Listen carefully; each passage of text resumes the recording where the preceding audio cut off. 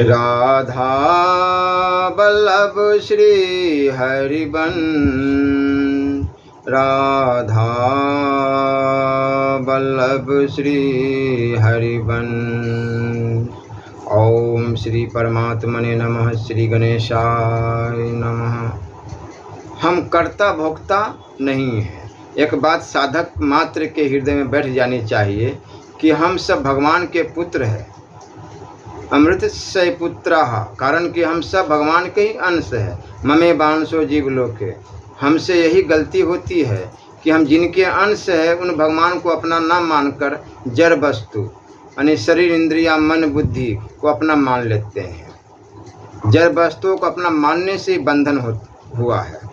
यही अपना न माने तो मुक्ति स्वतः सिद्ध है। जड़ वस्तु अपनी नहीं है। यदि अपनी होती तो सदा अपने साथ रहती। न शरीर रहेगा, न ये वस्तु रहेगी, न इंद्रिया साथ रहेगी, न मन साथ रहेगा, न बुद्धि साथ रहेगी, न प्राण साथ रहेंगे। कोई भी चीज़ साथ में नहीं रहेगी। अनंत ब्रह्मांडों में अनंत चीज़ें हैं, पर उनमें से केस जितनी चीज़ भी हमारी नहीं है। फिर शरीर, इंद्रिया, मन, बुद्धि, प्राण अपने कैसे हुए? एक वस्तु अपनी होती है और एक वस्तु अपनी मानी हुई होती है। शरीर आदि अपने नहीं है, परंतु अपने माने हुए हैं। जैसे कोई खेल होता है तो उस खेल में कोई राजा बनता है, कोई रानी बनती है, कोई सिपाही बनते हैं, तो सब माने हुए होते हैं, असली नहीं होते। इसी तरह संसार में व्यक्ति और पदार्थ केवल व्यवहार के लिए अपने माने हुए होते हैं, वे वास्तव में अपने नहीं होते। अपना न स्थूल शरीर है, न सूक्ष्म शरीर है, न कारण शरीर है। जब अपना कुछ है ही नहीं तो फिर हमें क्या चाहिए? अपने को केवल भगवान ही है। हम उन्हीं के अंश हैं। भगवान के सिवाय और कोई भी अपना नहीं है। भगवान के सिवाय जो कुछ है सब मिला हुआ है और छूटने वाला है। विचार करें, आप आए तो कोई वस्तु साथ लाए क्या? नहीं। और जाते हुए कोई वस्तु साथ ले जाओगे? नहीं। तो क्या चीज़ यहाँ अपना है? सब कुछ यही पड़ा रहेगा, परंतु अपने उनको अपना काम में लेते रहने से आदत पड़ गई, जिससे उसकी ममता छोड़ना बड़ी कठिन हो रहा है। गाढ़ नींद में आपको इंद्रिया अंतकरण से कुछ भी अनुभव नहीं होता। इसलिए जागने पर कहते हैं कि मैं ऐसा सुख से सोया था कि कुछ पता ही नहीं था कि कब नींद आ गया। अर्थात सबके अभाव का और सुख के भाव का अनुभव होता है। इससे सिद्ध हुआ कि इंद्रियों के बिना भी हमें सुख का अनुभव हुआ। कारण यह है कि जीव स्वाभाविक ही सुख रूप है। ईश्वर अंश जीव अविनाशी, चेतन अमल सहज सुख राशि। जीव में स्वाभाविक ही सुख है और दुख है ही नहीं।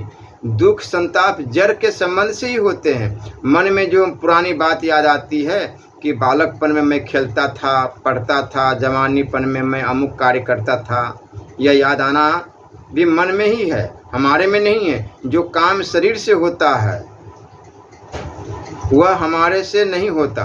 स्थूल और सूक्ष्म शरीर से भोगे गए भोग हमारे में नहीं है, हम उनसे अलग है। यह विशेष ध्यान देने की बात है। हमारे साथ कोई भी चीज़ रहने वाली नहीं है। हम शरीर नहीं है, परंतु भगवान के साक्षात अंश है। हमारे में कर्तृत्व भक्तृत्व नहीं है। गीता ने बहुत बढ़िया बात कही है, शरीर अस्थो अपि कौन्तेय न करोतु न लिप्यते। यह आत्मा शरीर में रहता हुआ भी न करता है और न लिप्त ही होता है। तात्पर्य कि कर्तापन और भोक्तापन शरीर में है, पर हम उसको अपने में मान लेते हैं। इसी बात का विवेचन भगवान ने गीता में आकाश और सूर्य का दृष्टांत देकर किया है कि जैसे आकाश किसी भी वस्तु से लिप्त नहीं होता, ऐसे ही आत्मा भी किसी देह से लिप्त नहीं होता। अब कर्म का अनुसार मनुष्य बना, कर्म के अनुसार ही पशु बना, कर्म के अनुसार ही पक्षी बना, अनेकों योनियां हैं। आत्मा संपूर्ण शरीरों को प्रकाशित करती है। ये बात को तो सभी जानते हैं कि आत्मा को निकल जाने के बाद ही शरीर को क्या बोलते हैं? मारा गया, मृत शरीर। सूर्य के प्रकाश में ही वेद का पाठ होता है और सूर्य के प्रकाश में ही व्याध शिकार भी करता है, पर सूर्य को उन क्रियाओं को न पुण्य लगता न पाप लगता है। कारण कि सूर्य किसी भी क्रिया का कर्ता नहीं बनता। भगवान कहते हैं कि जिसका अहंकृत भाव, मैं करता हूँ, ऐसा भाव नहीं है, और जिसकी बुद्धि लिप्त नहीं होती वह युद्ध में इन संपूर्ण प्राणियों को मारकर भी न मारता है और न बंधता। जैसे आकाश भोगता नहीं है ऐसे ही हम भी भोगता नहीं है, और जैसे सूर्य करता नहीं ऐसे ही हम भी करता नहीं। स्वरूप में कर्तृत्व व भोक्तृत्व है ही नहीं है। यह कितनी विलक्षण अलौकिक सच्ची बात है। कर्तृत्व और भोक्तृत्व ही संसार है, कर्तापन और लिप्तापन न तो संसार है ही नहीं। स्वयं शरीर में रहता हुआ भी न करता है न लिप्त होता है। यह साधक मात्र के लिए बड़े काम की बात है। यह भगवान ने हमारी वस्तु स्थिति बताई है। इसमें कई दिन, कई महीने, कई वर्ष, कई जन्म लगेंगे। यह बात नहीं है। ऐसा नहीं है कि शरीर के मरने पर मुक्ति होगी। शरीर के रहते हुए भी मुक्ति स्वतः सिद्ध है। अहंकार से मोहित अंतःकरण वाला ही अपने को कर्ता मानता है। अहंकार अपरा प्रकृति है, परंतु अहंकार से मोहित होते हुए भी वास्तव में वह कर्ता भोक्ता नहीं है। न तो ब्रह्म कर्ता भोक्ता है, न जीव कर्ता भोक्ता है, और न आत्मा ही कर्ता भोक्ता है। कर्ता भोक्ता केवल माना हुआ है। इसलिए भगवान ने कहा है कि तत्ववेता पुरुष में मैं करता हूँ ऐसा न माने। हम परमात्मा के अंश है, अतः हम हमारे जो शरीर है वो शरीर माता से मिली है, किंतु मिली तो प्रकृति से ही ना। ऐ शरीर नष्ट हो जाएगी। और शरीर में जो रहने वाली आत्मा है, जो परमात्मा का अंश है, वही तो असली चीज़ है। अब हम शरीर से, वाणी से जैसे कर्म करते हैं, जैसे उच्चारण करते हैं, उसी के अनुसार हमें शरीर की प्राप्ति होती है। अहंकार से मोहित नहीं, क्योंकि हम परा प्रकृति है और अहंकार अपरा प्रकृति। अहंकार से हम मोहित नहीं होते, परतुत अंतकरण मोहित होता है। अंतकरण से अपना संबंध मानने का कारण हम कर्ता भोक्ता बन जाते हैं। अनंत ब्रह्मांडों में कोई भी चीज़ हमारी नहीं है, तो शरीर हमारा कैसे हुआ? अहंकार से मोहित अंतकरण वाला हमारा कैसे हुआ? तभी भगवान ने कहा है कि गीता के 13वें अध्याय का 21वां और 32वां तथा 33वां श्लोक, 18वें अध्याय का 17वां श्लोक, 3रे अध्याय का 27वां श्लोक और 5वें अध्याय का 8वां श्लोक, इन श्लोकों पर आप एकांत में बैठकर विचार करें तो बहुत लाभ होगा। जब स्थूल सूक्ष्म कारण शरीर मैं हूँ ही नहीं, तो फिर कर्ता भोक्ता अपने में कैसे हुआ? यह बात हमारी आपकी नहीं है, परंतु गीता की है। गीता में भगवान के वचन है, दुष्ट से दुष्ट, पापी से पापी कोई न हो, सब के सब परमात्मा के अंश है। आप ढूंढता से यह इस बात को स्वीकार कर ले कि हम परमात्मा के अंश हैं। परमात्मा हमारे हैं, संसार हमारा नहीं है। प्रत्येक आदमी अपने पिता का होते हुए ये सब कार्य करता है। कोई चाहे रेलवे में काम करे, चाहे बैंक में काम करे, चाहे खेत में काम करे, वह पिता होते हुए भी सब काम करता। ऐसे ही हम कोई भी काम करें, परम पिता परमात्मा के होते हुए ही करते हैं। काम करते समय हम दूसरे के नहीं हो जाते। जैसे हम मकान में बैठे हुए भी मकान में नहीं हैं, चट छोड़कर चल देते हैं। ऐसे शरीर में रहते हुए भी हम शरीर में नहीं हैं। हम कर्ता भोक्ता नहीं हैं। इस बात को केवल मानना है, स्वीकार करना है। इसके लिए पढ़ाई की ज़रूरत नहीं है। इसको सभी भाई बहन स्वीकार कर सकते हैं कि हम भगवान के अंश हैं। हम कर्ता भोक्ता नहीं है। प्रकृति का विभाग अलग है और चेतन का विभाग अलग है। कर्तापन भोक्तापन प्रकृति विभाग है, और न करोति न लिप्यते चेतन विभाग में है। पहले के अभ्यास के कारण भले ही अभी इसका अनुभव न हो, पर वास्तव में बात ऐसी ही है। हम बिल्कुल निर्लेप है। मुक्ति होती नहीं है। मुक्ति है, केवल अनुभव करना है। गीता में भी आया है कि अपि चेदसि पापेभ्यः सर्वेभ्यः पापकृतं सर्वज्ञान प्लवने विवृजिन्ने संतृष्यसि। अगर तू सब पापियों से भी अधिक पापी है, तो भी तू ज्ञान रूपी नौका के द्वारा निस्संदेह संपूर्ण पाप समुद्र से अच्छी तरह तर जाएगा। विवेक विराग्य मुमुक्षा यदि होना तो दूर रहा। सब पापियों से भी अधिक पापी हो तो वह भी ज्ञान प्राप्त कर सकता है। न करोति न लिप्यते का अनुभव कर सकता है। हम चाहे ज्ञान मार्ग से चले, चाहे भक्ति मार्ग से चले, सबसे पहले यह स्वीकार कर ले कि मैं भगवान का अंश हूँ। कर्तृत्व और लिप्तता स्वाभाविक ही हमारे में नहीं है, ऐसा विचार करके चुप हो जाए। इस बात को पक्की कर ले कि वास्तव में बात ऐसी है ही, इसको हम भूल जाएं तो भी बात ऐसी ही है। भूल अंतकरण में होती है, हमारे में भूल होती ही नहीं है, हो सकती ही नहीं। हम भले ही सच्ची बात को भूल जाए और कर्ता भोक्ता बन जाए तो भी वास्तव में हम कर्ता भोक्ता नहीं हैं। आप केवल इतना विचार रखें, शरीर अस्थो अपि कौनते न करो तो न लिप्यते। यही बात सच्ची है। गलत मान्यता सही मान्यता से कट जाती है। सही मान्यता करने में, सच्ची बात को मानने में कोई उद्योग परिश्रम नहीं करना पड़ता। अक्रियता से परमात्मा प्राप्ति। परमात्मा तत्व संपूर्ण संसार में समान रीति से परिपूर्ण है। मया तत्मिंद सर्वम समो अहं सर्वभूतेषु। अगर कोई उसकी प्राप्ति करना चाहे तो वह कुछ भी चिंतन न करे। जो सर्वव्यापक है उसका चिंतन हो ही नहीं सकता। कुछ भी चिंतन करने से हमारी स्वतः परमात्मा में ही होती है। इसलिए परमात्मा प्राप्ति का खास साधन है कुछ भी चिंतन न करना, न परमात्मा का, न संसार का, न किसी साधक का। जहाँ है वहीं स्थित हो जाए, क्योंकि वही परमात्मा है। क्रिया तो उसके लिए होती है जो देश काल वस्तु आदि की दृष्टि से दूर हो, परंतु जो सब जगह है, सब समय है, सब वस्तुओं में है, सब व्यक्तियों में है, सब अवस्थाओं में है, सब परिस्थितियों में है, सब घटनाओं आदि में है, उसकी प्राप्ति के लिए क्रिया की क्या जरूरत है। चुप होना, शांत होना, कुछ न करना एक बहुत बड़ा साधन है जिसका पत्ता बहुतों को नहीं है। कुछ करने से संसार की प्राप्ति होती है और कुछ न करने से परमात्मा की प्राप्ति होती है। संसार का स्वरूप है क्रिया, श्रम यानी मेहनत, और परमात्मा का स्वरूप है अक्रिय विश्राम। प्रत्येक क्रिया का आरंभ और अंत होता है, पर अक्रिय तत्व ज्यों का त्यों रहता है। इतना ही नहीं, उस अक्रिय तत्व से ही संपूर्ण क्रियाएं उत्पन्न होती है और उसी में लीन होती हैं। क्रिया से शक्ति का ह्रास होता है और अक्रिय होने से शक्ति का संचय होता है। इसलिए साधक प्रत्येक क्रिया से पहले और क्रिया के अंत में शांत चिंत रहित हो जाए। पहले शांत होकर सुनेगा तो सुनी हुई बात विशेष समझ में आएगी, पढ़ेगा तो पढ़ी हुई बात विशेष समझ में आएगी। अंत में शांत होने से सुनी हुई या पढ़ी हुई बात को धारण करने की शक्ति आएगी। क्रिया करने से विषमता आती है और अक्रिय होने से समता आती है। इसलिए क्रिया करने में दो आदमी भी बराबर नहीं होते, पर कुछ न करने में लाखों करोड़ों आदमी भी एक हो जाते हैं। कोई विद्वान हो या मूर्ख हो, धनी हो या निर्धन हो, रोगी हो या निरोग हो, निर्बल हो या बलवान हो, योग्य हो या अयोग्य हो, कुछ न करने में सब एक हो जाते हैं। सबकी स्थिति परमात्मा में हो जाती है। तात्पर्य यह है कि अगर कुछ भी चिंतन करेंगे तो संसार में स्थिति होगी, और कुछ भी चिंतन नहीं करेंगे तो परमात्मा में स्थिति होगी।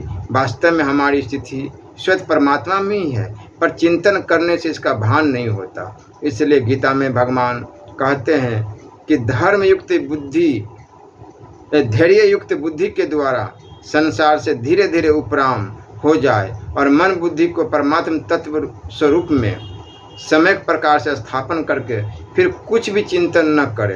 तात्पर्य कि सात्विक बुद्धि और सात्विक धृति के द्वारा क्रिया और पदार्थ रूप संसार से धीरे धीरे उपराम हो जाए। जल्दबाजी न करे, क्योंकि जल्दबाजी करने से साधन बढ़िया नहीं होता। एक सच्चिदानंद घन परमात्मा के सिवाय कुछ भी नहीं है, ऐसा निश्चय करके फिर कुछ भी चिंतन न करे।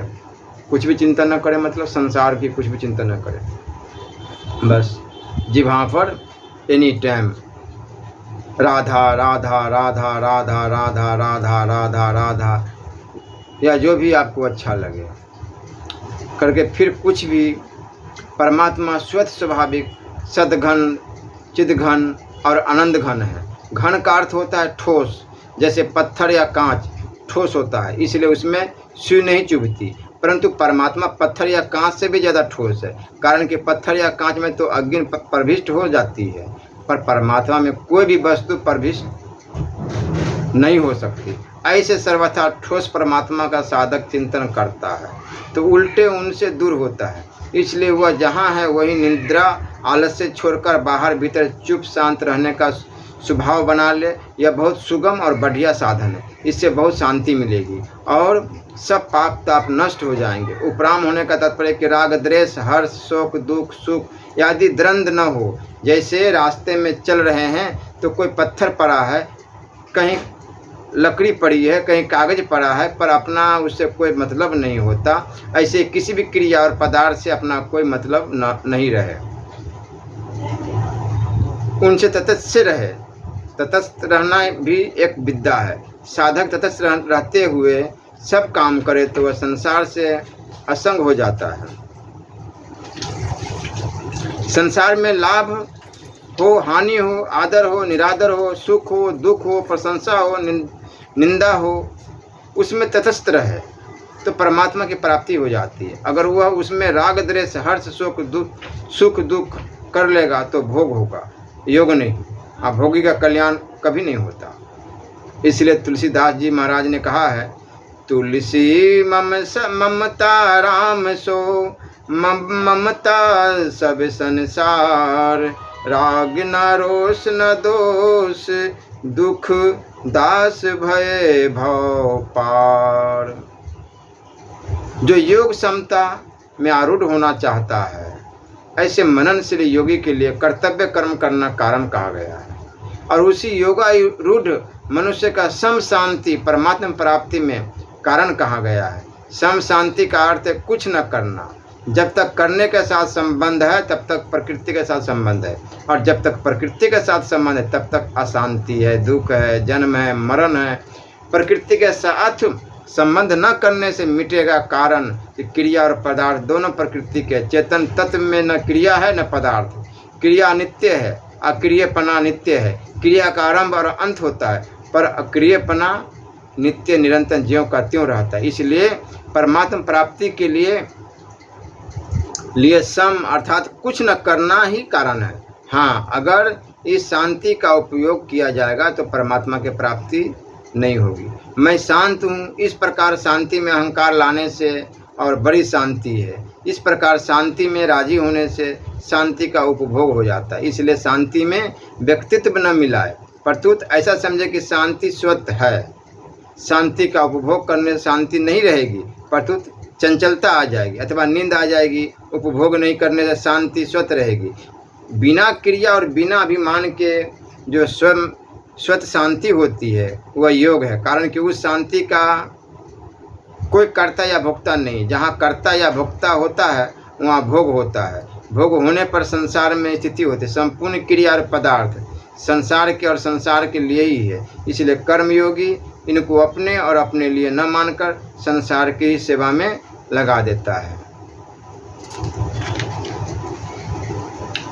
सेवा में लगाने से उसका क्रिया और पदार्थ रूप संसार से संबंध विच्छेद हो जाता है। प्रकृति श्रम रूप है और परमात्मा तत्व विश्राम रूप है। इसलिए ज्ञान योगी क्रिया और पदार्थ से असंग होकर विश्राम को स्वीकार करता है। विश्राम को स्वीकार करने का तात्पर्य कि अपना जो चिन्मय सता मात्र स्वरूप है उसमें स्वतः यानी अपने पहचान कि मैं क्या हूँ,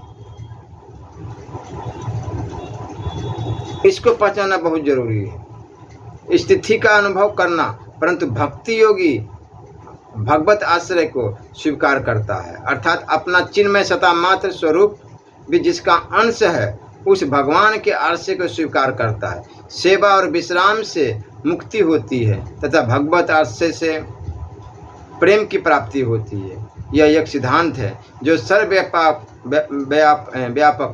तत्व होता है उसकी प्राप्ति किसी क्रिया से नहीं होती। क्रिया करते ही हम उससे अलग हो जाते हैं। अगर हम कुछ भी क्रिया नहीं करेंगे तो उस परमात्मा तत्व में ही स्थिति होगी। इसलिए साधक चलते फिरते उठते बैठते हरदम शांत रहने का स्वभाव बना ले। कल्याण के 3 सुगम मार्ग हैं। श्री भगवान कहते हैं, अपना कल्याण करने वाले मनुष्य के लिए मैंने 3 योग बताए, ज्ञान योग, कर्म योग और भक्ति योग। इन तीनों के सिवाय दूसरा कोई कल्याण का मार्ग नहीं। प्रत्येक मनुष्य वास्तव में साधक है। कारण कि 84 लाख योनियों में भटकते हुए जीव को यह मनुष्य शरीर केवल अपना कल्याण करने के लिए ही मिला है। किसी आकृति विशेष का नाम मनुष्य नहीं है। पशु पक्षी कीट पतंग को मनुष्य नहीं कह सकते, क्योंकि उनमें बुद्धि नहीं, विवेक नहीं। प्रत्युत मनुष्य तो वही है जिसमें सत्य और असत्य का तथा कर्तव्य और कर्तव्य का विवेक हो। यह विवेक अनादि और भगवत प्रदत्त है। इस विवेक को महत्व देकर मनुष्य ज्ञान योगी, कर्म योगी अथवा भक्ति योगी बन सकता है और सुगमता पूर्वक अपना कल्याण कर सकता है। मिले हुए और बिछुड़ने वाले शरीर का नाम मनुष्य नहीं है। शरीर तो केवल कर्म सामग्री है जिसका उपयोग केवल दूसरों की सेवा करने में ही है। परंतु जब मनुष्य मिले हुए और बिछुड़ने वाले शरीर, वस्तु, योग्यता, सामर्थ्य आदि को अपना और अपने लिए मान लेता है, तब वह कोई सा भी योगी नहीं होता, परंतु भोगी होता है। अभोगी व्यक्ति स्वयं भी दुख पाता है और दूसरों को भी दुख देता है, क्योंकि दुखी व्यक्ति ही दूसरों को दुख देता है। यह सिद्धांत है। मनुष्य शरीर अपना कल्याण करने के लिए ही मिला है, इसलिए किसी भी मनुष्य को अपने कल्याण से निराश नहीं होना चाहिए। साधक होने के नाते मनुष्य मात्र अपने साध्य को प्राप्त करने में स्वतंत्र है एवं समर्थ है। सबसे पहले इस बात की आवश्यकता है कि मनुष्य अपने उद्देश्य को पहचान कर यह स्वीकार करे कि मैं संसारी नहीं हूँ, प्रत्युत मैं साधक हूँ। मैं स्त्री हूँ, मैं पुरुष हूँ, मैं ब्राह्मण हूँ, मैं क्षत्रिय हूँ, मैं वैश्य हूँ, मैं शूद्र हूँ, मैं अंत्यज्ञ हूँ, मैं ब्रह्मचारी हूँ, मैं गृहस्थ हूँ, मैं वनप्रस्थ हूँ, मैं सन्यासी हूँ, मैं आदि मान्यता सांसारिक व्यवहार मर्यादा के लिए तो ठीक है, पर परमात्मा प्राप्ति के में ये बाधक है। मान्यता शरीर को लेकर है, परमात्मा प्राप्ति शरीर को नहीं होती, प्रत्युत साधक को होती है।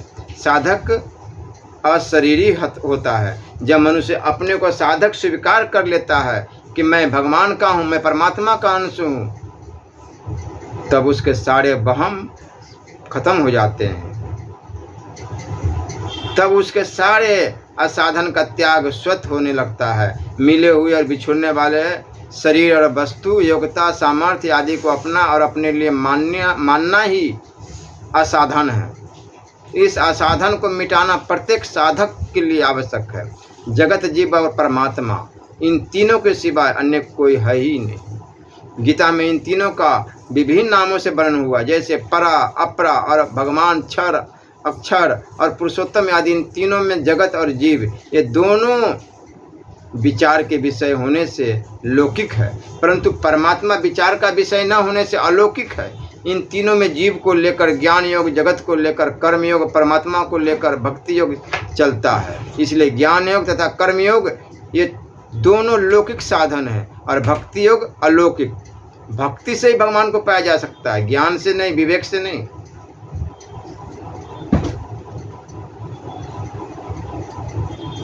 अलौकिक साधन है, लौकिक साधन से मुक्ति होती है और अलौकिक साधन से परम प्रेम की प्राप्ति होती है। मनुष्य मात्र के भीतर बीज रूप से एक तो मुक्ति, अखंड आनंद की मांग रहती है, दूसरी दुख निवृत्ति की मांग रहती है और तीसरी परम प्रेम की मांग रहती है। मुक्ति की मांग स्वयं की भूख, मुक्ति की मांग स्वयं की भूख, ज्ञान योग से दुख निवृत्ति की मांग और कर्म योग से और प्रेम की मांग और भक्ति योग से पूरी होती। अगर साधक में अपने साधन का आग्रह पक्षपात न हो तो एक मांग की पूर्ति से तीनों मांगे पूरी हो जाती है। बोलो राधे राधे। ज्ञान योग का मार्ग मनुष्य मात्र को मैं हूँ इस रूप में अपनी एक सत्ता का अनुभव होता है। इस सत्ता में अहम मैं मिला हुआ होने से ही हूँ के रूप में अपनी एक देशीय सत्ता अनुभव में आती है। यदि अहम न रहे तो ये तो है के रूप में सर्वदेशीय सत्ता ही अनुभव में आएगी। वह सर्वदेशीय सत्ता ही मनुष्य का वास्तविक स्वरूप है। उस सत्ता में अहम जड़ता नहीं है। जब मनुष्य अहम को स्वीकार करता है तब वह बंध जाता है और जब सत्ता है वह को स्वीकार करता है तो वह मुक्त हो जाता है। संसार का स्वरूप है क्रिया, पदार्थ, क्रिया और पदार्थ दोनों ही आदि अंत वाले अनित्य है। प्रत्येक क्रिया का आरंभ और अंत होता है। प्रत्येक पदार्थों की उत्पत्ति और विनाश होती है। मात्र जड़ वस्तु मिलती है और प्रतिक्षण बिछुड़ रही है। जो मिली हुई बिछुड़ जाएगी, उसका उपयोग केवल संसार की सेवा में ही हो सकता है, अपने लिए उसका कोई उपयोग नहीं है। कारण कि मिली हुई और बिछुड़ने वाली वस्तु अपनी नहीं होती, यह सिद्धांत है। जो वस्तु अपनी नहीं होती वो अपने लिए भी नहीं होती। अपनी वस्तु वह होती जिस पर हमारा पूरा अधिकार हो, और अपने लिए वस्तु वह होती है जिसको पाने के बाद फिर कुछ पाना शेष नहीं रहे। परंतु यह हम सबका अनुभव है कि शरीर आदि मिली हुई वस्तुओं पर हमारा स्वतंत्र अधिकार नहीं चलता। हम अपनी इच्छा के अनुसार उसको प्राप्त नहीं कर सकते, उनको रख नहीं सकते, उनको बना नहीं सकते, उनमें परिवर्तन नहीं कर सकते। उनकी प्राप्ति के बाद भी और मिले यह कामना बनी रहती है, अर्थात अभाव बना रहता है। इस अभाव की कभी पूर्ति नहीं होती। इसलिए साधक को चाहिए कि वह इस सत्य को स्वीकार करे कि मिली हुई और बिछुड़ने वाली वस्तु मेरी और मेरे लिए नहीं है। मिली हुई और बिछुड़ने वाली वस्तु को अपनी और अपने लिए न मानने से मनुष्य एकदम निर्मम हो जाता है। निर्मम होते ही उसके द्वारा मिली हुई वस्तुओं का सदुपयोग सुगमता से होने लगता है। कारण कि निर्मम हुए बिना प्राप्त वस्तु का सदुपयोग नहीं हो सकता। ये पुत्र, ये पत्नी, ये पिता, ये माताएं, पति पत्नी, ये संसार, रिश्तेदार, ये नाते बड़ी प्रेम से, बड़ी आनंद से बितानी चाहिए। यहाँ कोई किसी का नहीं। अरे मर के नरक जाओगे या स्वर्ग में जाओ, वहाँ ये भी पहचाने रहता कि तुम कौन है। कोई किसी को नहीं जानता कि संसार में जब थे धरती पर तो मेरा पुत्र था, मेरा पिता था, मेरा पत्नी था, मेरा बहन था, मेरा ये था, मेरा वो था, कुछ नहीं पहचान, बस यहीं भर की पहचान। इसलिए बड़ी आनंद के साथ, बड़ी प्रेम के साथ इसको बिताओ। श्री राधा वल्लभ लाल की जय।